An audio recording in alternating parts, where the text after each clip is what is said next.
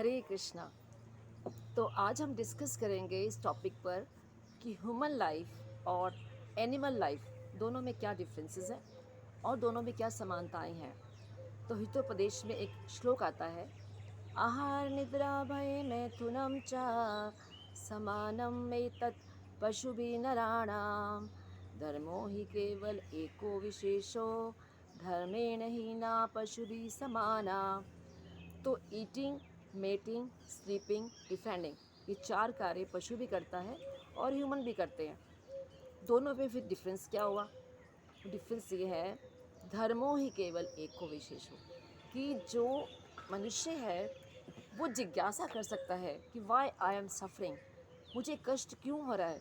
लेकिन एनिमल्स जो है वो इसमें कोई भी उनको जिज्ञासा नहीं होती, उन्हें कोई पता नहीं है इस बात का, इतनी बुद्धि नहीं होती है कि वो समझ सकें। वैसे देखा जाए तो रीजनिंग पावर जो है वो एनिमल्स में भी होती है। हम देख सकते हैं, जैसे एक बिल्ली है, जब वो किसी के घर में जाती है दूध चुराने के लिए, तो ये देखती है कि मालिक उसका घर में है कि नहीं, किचन में है या नहीं।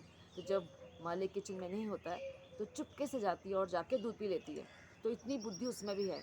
और जब कुत्ता कोई आपके पास आता है तो उसको बोलते हैं हट, तो वो भाग जाता है, उसे समझ में आ जाता है कि यू डोंट वांट हिम, आप उसे नहीं चाहते हैं, तो चला जाता है वहाँ से। तो इसका मतलब ये है कि रीजनिंग पावर जो है वो पशुओं में भी होती है। लेकिन आपने देखा होगा कि बहुत सी जैसी बकरियां हैं, अब एक एक बकरी उसके आगे वाली कट रही है, लेकिन पीछे वाली बकरी बड़े मज़े से घास खा रही है। उसे होश ही नहीं है, उसे पता ही नहीं है कि अगले ही पल वो कट जाएगी। तो इस तरह से वो, उन्हें इतनी बुद्धि नहीं है कि वो ये सोचे कि मैं क्यों सफ़र कर रही हूँ, मैं क्यों आई हूँ। बस एक उनका तो एक तरह से भोग योनि है।